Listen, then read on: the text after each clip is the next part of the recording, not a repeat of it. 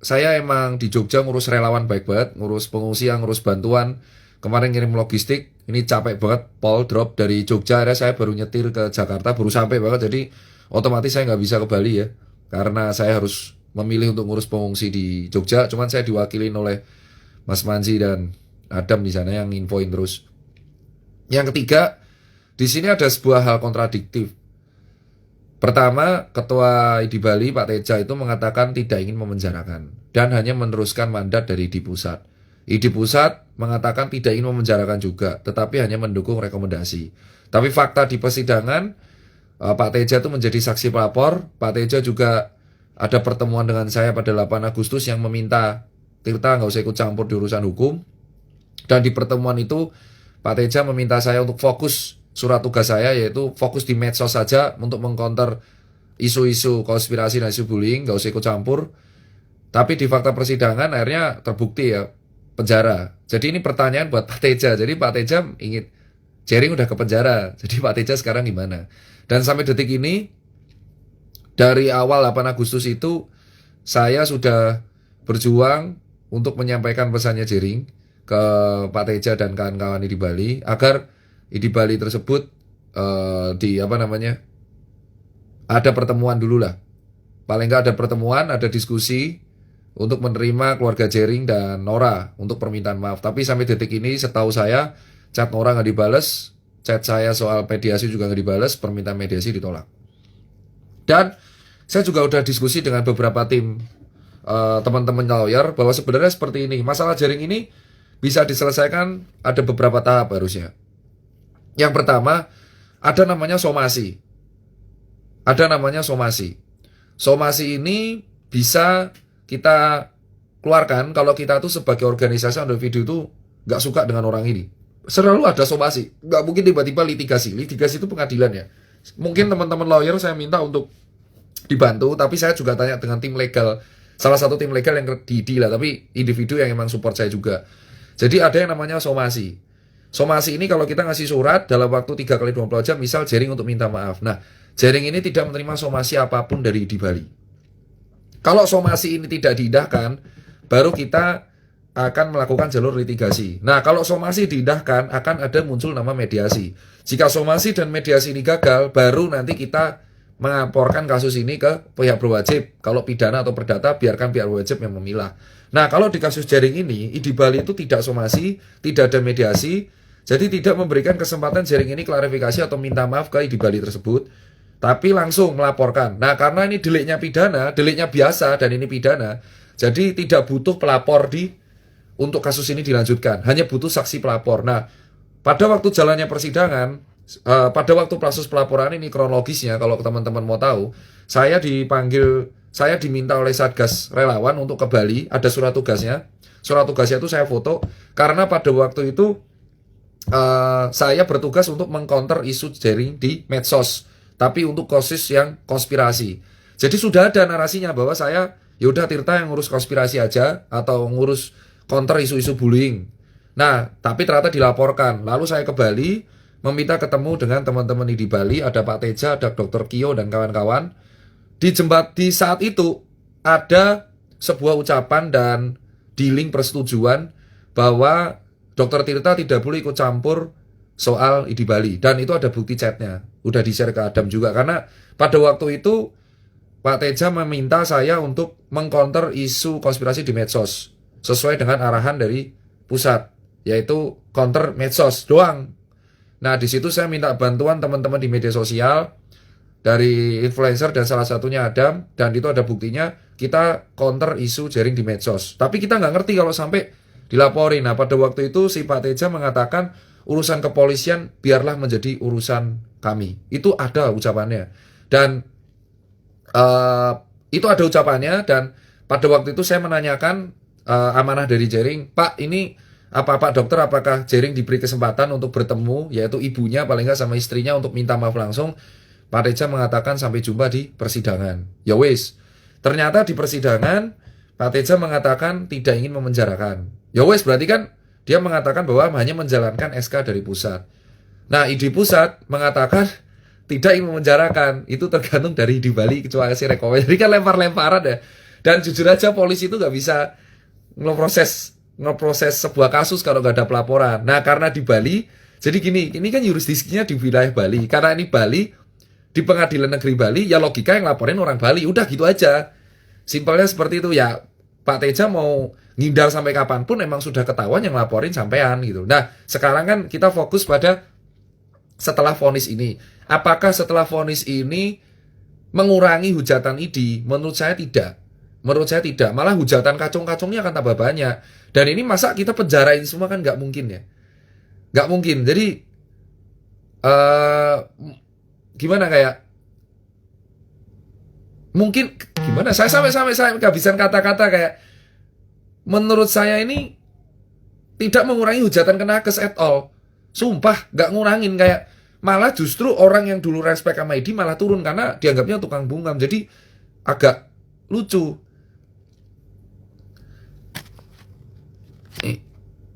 Ini menurut saya nggak mengurangi sama sekali hujatan ke nakes. Sumpah. Jadi menurut saya gini, buat senior-senior saya di ID, ini zaman udah berubah Pak Dokter. Ini zaman sudah berubah Pak Dokter. Sumpah, sudahlah. Menurut saya, kalau bisa diselesaikan dengan somasi dan mediasi, kita nggak perlu jauh-jauh ke litigasi. Karena melaporkan seseorang yang tidak pernah terlihat bersalah, hanya karena tuduhan kacung, karena pride, tersinggung, dan pride, harga diri, di sini harga diri, itu justru akan membuat orang semakin antipati. Mungkin kalian nggak percaya, tapi silakan nikmati 3 bulan ke depan, itu semua hujatan akan meningkat. Itu defense mekanisme orang. Pasti akan kayak gitu defense-nya, kayak orang nggak peduli mau ID mau apa, tapi kita dianggap tukang bungkam. Dan ini nggak peduli ID mana yang laporkan, ini semua nakes yang kena. Saya memikirkan sampai sejauh itu. Pada tanggal 8 Agustus, saya sudah ngechat Pak Teja. Pak Teja minta saya utuh ya bongkar. Saya bongkar bilang, Pak, ini serius kalau Bapak lapor, bullyingnya meningkat. Pak Teja mengatakan sendiri, Tirta fokus ke bullying aja di medsos, gak usah ikut campur urusan kami di kepolisian. Itu adalah keluar dari omongan Pak Teja sendiri. Nah sekarang dari penjara, hujatannya semakin meningkat Pak Teja. Ya Pak Teja puas. Ya kita tanya, mungkin yang kedua, mungkin kita bisa tanyakan ke Pak Teja, puas gak lihat Jering di penjara? Udah gitu aja. Gak usah segol dokter yang lain. Tanyain ke Pak Teja aja, atau di Bali, tanyakan, puas gak lihat Jering di penjara? Ketiga, tanyakan ke Pak Teja lagi, apakah bullying sejenis yang dilakukan oleh Jering, yaitu yang kata kacung itu, akankah berkurang atau bertambah? Tanyakan ke Pak Teja saja. Jadi mungkin teman-teman media bisa menanyakan 3 pertanyaan ini ke Pak Teja. Pak, puas gak lihat Jering di penjara? Bapak kan bilang di awal gak ingin memenjarakan. Nah, Jering di penjara nih 1 tahun 2 bulan. Puas gak Pak? Kedua, Pak, kenapa kok ajakan pertemuan mediasinya oleh obrolan minta maafnya dilakukan oleh keluarga Jering dan Nora kok ditolak terus? Sampai chatnya Nora 2 minggu lalu gak dibales. Terus tanya ketiga, Pak Teja, apakah penjara ini bisa menyelesaikan solusi atau memberikan solusi atau menyelesaikan bullying ke nakes atau malah membuat menambah? Bapak berani jamin gak apakah gara-gara masuknya Jering ke Bu ini bullying ke nakes akan berkurang? Kalau menurut dokter Tirta bertambah Pak, karena itu yang dirasain dokter Tirta dan dokter-dokter lainnya yang di bawah yang muda yang gak tahu apa-apa soal pelaporan ini. Banyak dokter di ID yang tidak tahu pelaporan ini dan mereka cuek banget dan mereka bodoh amat sama soal kayak gini. Banyak dokter di luar sana yang lebih memilih fokus untuk melayani pasien, fokus untuk edukasi, fokus untuk ngurus kerumunan. Kita ini lagi gaduh ngurus kerumunan, ditambah dengan gaduhnya soal ID Bali versus Jering. Yang katanya ID Bali dapat surat dari ID Pusat bilang hanya rekomendasi dan surat dukungan ke ID Bali. Jadi menurut saya ini lempar-lemparan semua gitu loh. Jadi ya sudah, Pak Teja, gak semua dokter muda atau dokter yang enom atau dokter di Indonesia itu ngerti soal pelaporan Jering. Ini seolah-olah semua anggota ID itu ngelaporin Jering, padahal enggak. Ini kan organisasi perwakilannya Bapak. Ya Bapak yang menjelaskan. Karena sekarang adanya 1 tahun 2 bulan ini akan membuat bullying nakes semakin tinggi. Jadi kalau saya bilang Jering di penjara itu keputusan dari hakim. Karena dia WO ya, sempat WO. Nah ini pelajaran bagi kita juga. Jering di sini ada di jempol karena dia ngaku salah. Dia nggak kabur. Dia nggak kabur ya, even nggak kabur luar negeri. Dia nggak kabur ke rumah orang. Dia datang mematuhi sidang, cuman ada kesalahannya Jering satu. WO di sidang pertama. Yaitu mungkin bagi hakim memberatkan. Soalnya kalau setahu saya, kalau kata pengacara, hakim dan pengadilan itu adalah orang yang paling dihormati kalau di situasi sidang.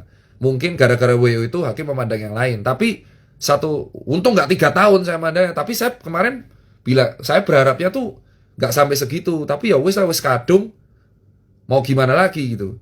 Dan menurut saya Jering pun akan siap menjalani hukuman ini. Saya tahu watak Jering kayak apa. Dia bukan tipikal orang lari. Dia bukan tipikal orang yang kayak setelah divonis lari atau kabur, enggak. Saya yakin Jering akan menjalani hukuman ini dengan gentle. Jadi kita lihat Jering dari awal ya akan menjalani hukuman dengan gentle. Jadi saya bagi para netizen ya kita harus respect banget apa yang dilakukan oleh Jering karena dia nggak kabur, tidak melawan, minta maaf dan mengedukasi di beberapa saat dan siap berkolaborasi dengan ID kalau dia sempat mengatakan dia kolaborasi dengan ID kalau dia keluar nanti.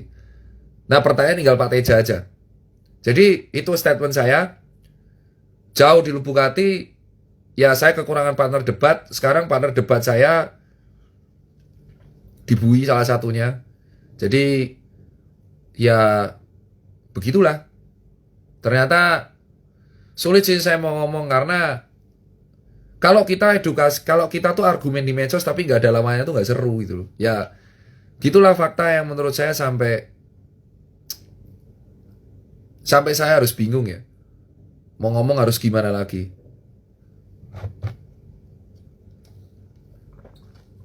Jadi menurut saya ini lebih ke Pak Tejanya. Jangan sangkut pautkin nakes lainnya. Ini bukan kemenangan nakes. Ini statement saya. Di penjaranya Jering itu bukan kemenangan nakes. Gak ada urusan nakes di sini. Ingat ya, ini bukan kemenangan nakes. Jadi jangan bilang di media bahwa dokter menang, dokter menang, Jering di penjara. Gak ada. Karena gak semua dokter mengetahui pelaporan ini. Itu aja. Gak semua dokter tahu tentang pelaporan Jering. Taunya dari media kita. Saya bahkan tahu dari media, tahu dari Jering sendiri yang nge-WA saya bahwa saya dilaporkan oleh teman-teman di Bali.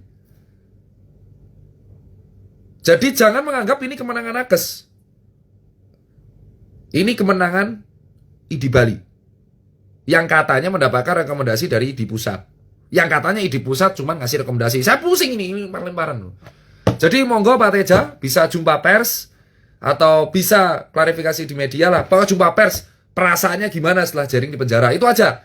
Mari kita menanyakan ke Pak Teja, Ketua ID Bali, gimana Pak perasaannya setelah melihat Jering di penjara. Senang atau tidak? Kalau sampai mengatakan, ya saya tidak ingin memenjarakan, itu bukti chatnya ada loh abadi.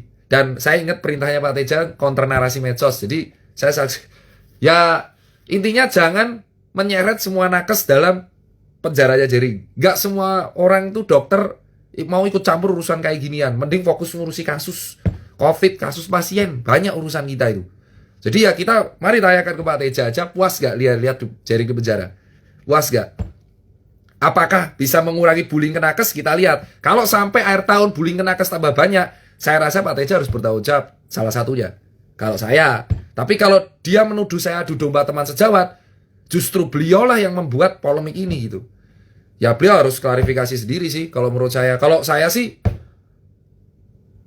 harus ada somasi dulu, mediasi baru litigasi. Itu saya tetap. Dan edukasi itu paling enak. Ngelawan orang kayak Jering tuh di medsos adu argumen saja. Live aja selesai, santai aja, gak usah marah-marah, gak usah lapor-laporan. Kalau lapor-laporan itu tidak akan menghentikan bullying. Ini medsos, Pak. Ini udah zaman tahun 2020, Pak. Orang bikin akun fake aja bisa, Pak, menghujat. Gak mungkin kita baperan sama setiap akun fake di dunia ini, gak bisa. Kalau kita baperan sama tersinggung sama semua akun fiktif di dunia ini, waktu kita habis untuk mengurusi akun fiktif. Ini zaman 2020. Itu aja kalau pesan saya. Semangat buat Jering, semangat buat orang. Minggu saya ke sana ketemu sama kalian untuk ngurus UMKM. Semangat teman-teman Bali.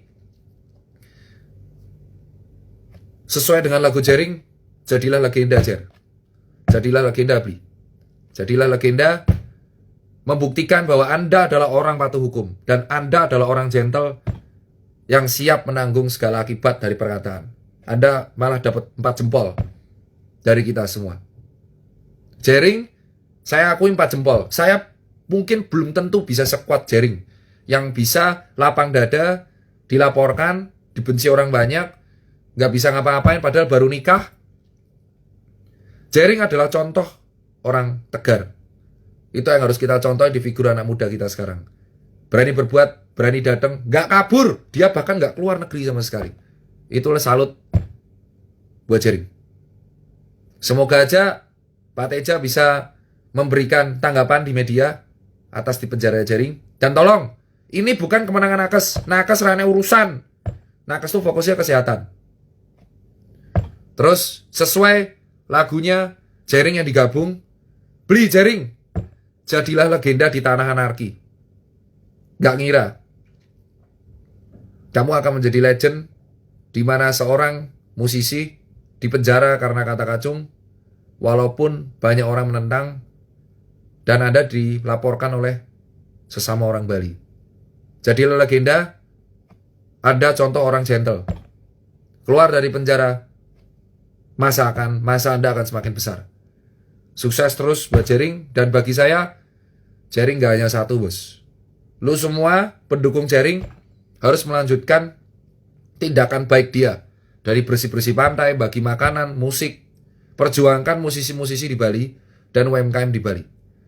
Jangan sampai perjuangan yang dilakukan oleh Jering itu sia-sia gitu aja, terutama untuk memperjuangkan orang kecil.